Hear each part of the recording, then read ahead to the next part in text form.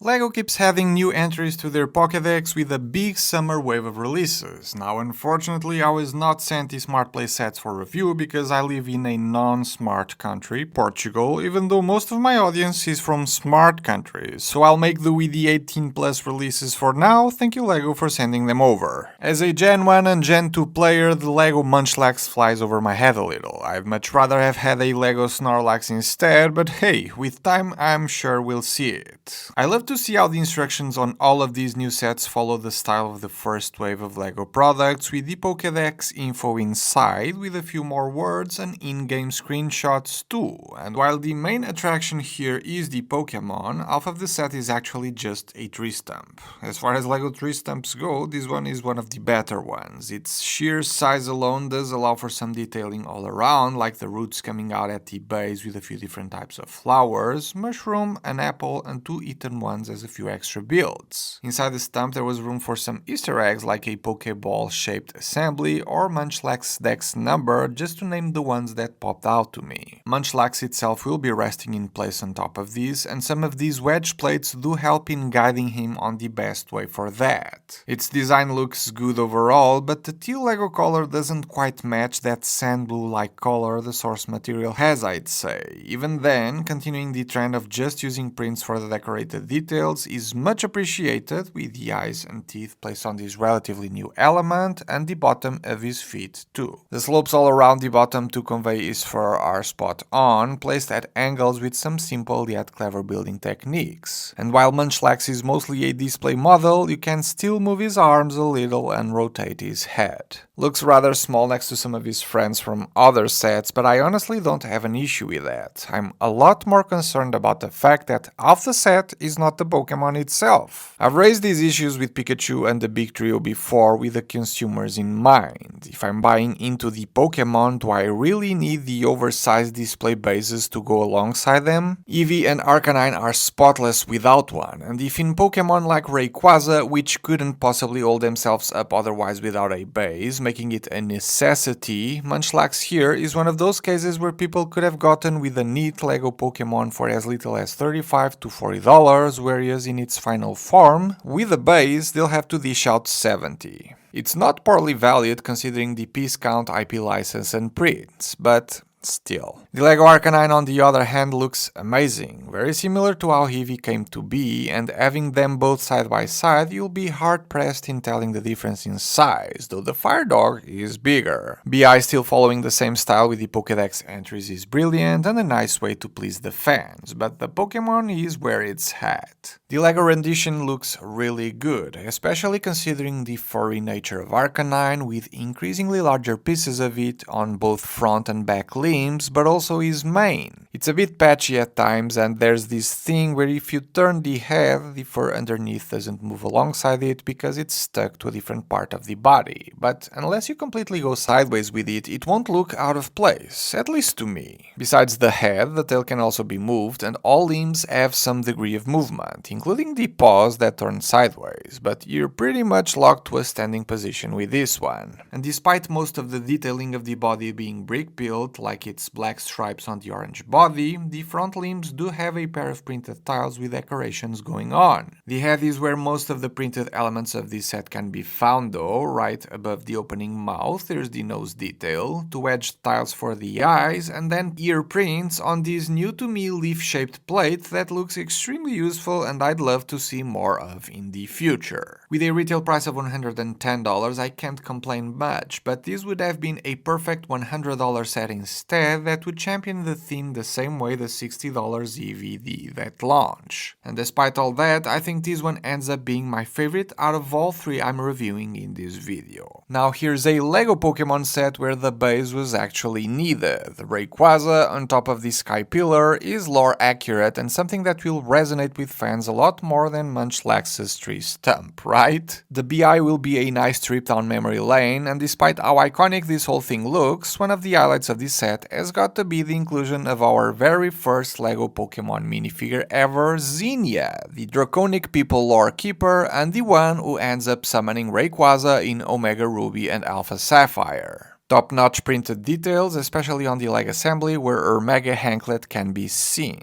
double face expression, and a pair of cloth elements for her cape that, while cool, should have been either tan or dark tan color to better match the source material. She's also holding a printed tile with a Mega Stone, which fits the story and will probably be used once some Mega Evolution Pokémon end up becoming LEGO products too. The Sky Pillar build doesn't have a lot going on for it aside its triangular shape, a bit of clouds here and there, and a ladder representing the place where the player comes from in-game. These broken down steps were a brilliant building technique that resulted in a great looking staircase, and at the top of all of these, the first legendary Pokémon of the LEGO lineup shows up. A lot of these big noodle pieces with prints were used to achieve Rayquaza's shaping this well, and while I do understand the need for its use, it kind of feels like cheating, right? I think I might have wanted something that was a lot more brick built with a real LEGO vibe to it than this, but again, I can totally understand it, and the fin section, so to speak, are done using regular bricks, so that's cool. The tail has another pre-molded piece, but I was happy that the end of the build, from the chest up, if you can say that of Rayquaza, had plenty of normal building to it. The printed details are still going on with this tile here, a differently decorated noodle piece followed by another tile, a slope for the top of its head, and the wedge slopes for those piercing eyes. As far as posability goes, since the Pokémon is stuck to the pillar, is quite limited. The bottom half of its body is just leaning against the build, though the arms can be moved due to the use of ball joints, same with the head. Again, it's a bit of a shame that it doesn't feel as LEGO as some of the other LEGO Pokémon do due to the use of some non-regular LEGO pieces, but as far as display value goes, this thing looks absolutely stunning. Even more so if you care about Pokémon, love Rayquaza, or played Ruby and Sapphire a few years back. It's interesting how despite having a lower piece count than Arcanine, its price is higher, which is explained by a lot of the printed and specialized elements, and the size impression it gives off is significantly bigger when you have them both side by side. Another product that would have been amazing at $100, but instead is priced at $130 for a count of 1,083 pieces. In general, I'm liking the direction on these three a lot more than the first wave of releases. Smaller sized and more affordable, making it easier for a lot more people to get their hands on it, and it's kind of insane that you could be getting these 5 with money to spare when compared to the $650 trio. Oh, and don't get me started on the upcoming $300 Pokeball that will be releasing on October, but I'll save my thoughts for that one when the time comes. These 3 and the entire wave of Smart Play products will be available August 1st, links in the description if you're interested in any of them and supporting the channel at the same time. Thanks for watching, and I'll see you all on the next one.